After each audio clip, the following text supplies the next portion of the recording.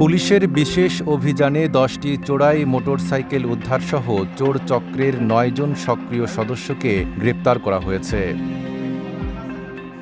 কুড়িগ্রাম জেলা পুলিশ সুপারের কার্যালয়ে আয়োজিত এক প্রেস ব্রিফিংয়ে এ তথ্য জানান পুলিশ সুপার খন্দকার ফজলে রাব্বি। পুলিশ জানায় ২০২৫ সালের ডিসেম্বর থেকে ২০২৬ সালের জানুয়ারি পর্যন্ত কুড়িগ্রাম সদর উপজেলার বিভিন্ন এলাকা থেকে একাধিক মোটরসাইকেল চুরির ঘটনা ঘটে।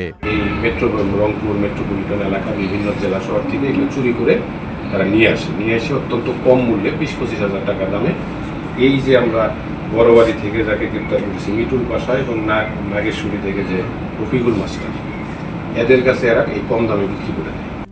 RICL TMX, যুগের পর যুগ স্থাপনা থাকে মজবুত।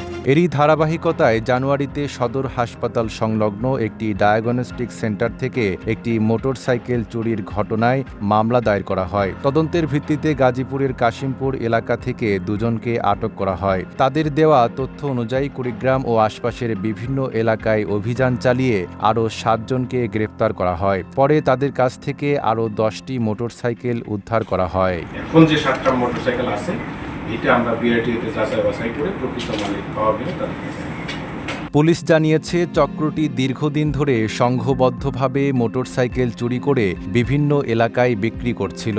গ্রেপ্তারকৃত সদস্যদের বিরুদ্ধে আইনগত ব্যবস্থা প্রক্রিয়াধীন। সব মিলে আমরা ৯ জনকে গ্রেপ্তার করেছি। নাইম আরাবি, ঢাকা পোস্ট।